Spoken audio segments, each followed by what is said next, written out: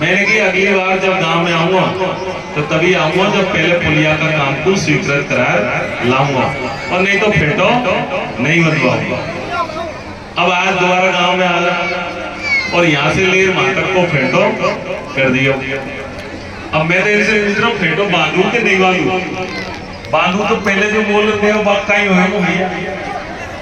तो मैं कल ही जब यहाँ से लोग निमंत्रण देने गए तो मैंने देखा कि निमंत्रण के साथ निमंत्रण तो वहां का है, वहां पहुंचना है।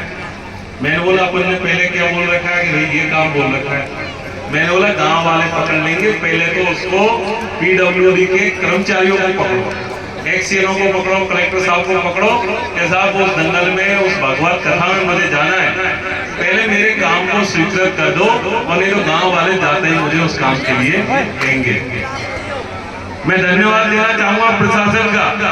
मेरी जेल में लेटर ले रहा हूं मैं ला रही, मैंने की जो खैदेगा साहब तो मैं सही बोल रहा हूँ।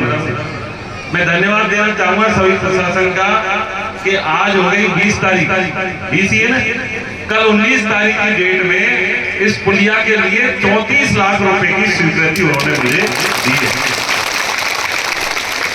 और कल ही उन्होंने टेंडर की प्रक्रिया भी उसको प्रारंभ कर दी।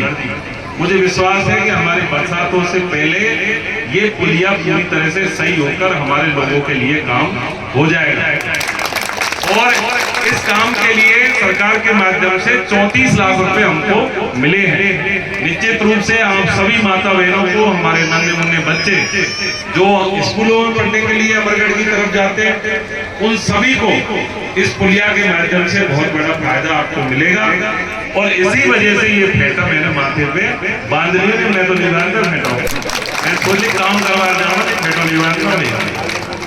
लेकिन ये झगड़ों कर रहा है परसों पे, अभी 4-5 दिन पहले मुझे निमंत्रण दे गया साहब आपने हमारे लिए कहीं करवाई जाती। मेरी आप सभी से एक प्रार्थना है कि ये जो लोकतंत्र की ये प्रणाली है कि हमने वोट दिया, हमने प्रतिनिधि चुना, और उस प्रतिनिधि से यदि हम वो 1 साल का काम उसने किया, यदि इन कामों को हम पूछते रहे, जैसे इन्होंने मेरे से पूछा कि आप लोगों ने क्या किया, आज यदि इस मंच पे दोबारा आया हूं तो मैं तभी आ पाया हूं जब मैं 34 लाख रुपए का काम स्वीकृत करा के यहाँ खड़ा हूं, और नहीं मेरे से स्वीकृत नहीं होता तो शायद मैं इस कार्यक्रम में नहीं आ पाता।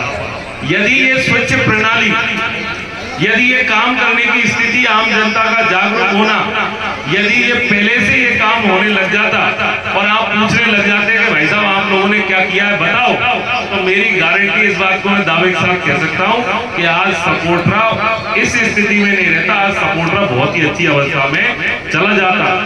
आज आप लोग जो पूछ रहे हो ये लोकतंत्र की स्वच्छ प्रथा है, और इस प्रथा को हमको बना के चलना है कि हमारा जनप्रतिनिधि जिस काम के लिए चुना है उस प्रतिनिधि को काम करना ही पड़ेगा, नहीं तो जनता उसको साथ नहीं देगी। तभी जाकर आम जनता का, गरीब लोगों का, सर्व समाज का भला हो सकता है। आपने कथा के माध्यम से, मैं महाराज जी की ज्यादा तो मेरे कथा सुन नहीं पाया, वहां उधर मंच पे बैठा, मैं 2-3 लाइन मेरे को सुनने को मिली।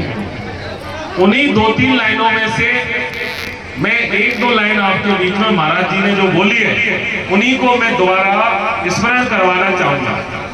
आप लोगों से मेरा निवेदन है, बीच में जो भैया खड़े हैं ना, आप लोग या तो बैठ जाओ थोड़ा सा, मैं ज्यादा नहीं लूंगा, 2 मिनट का ही लूंगा।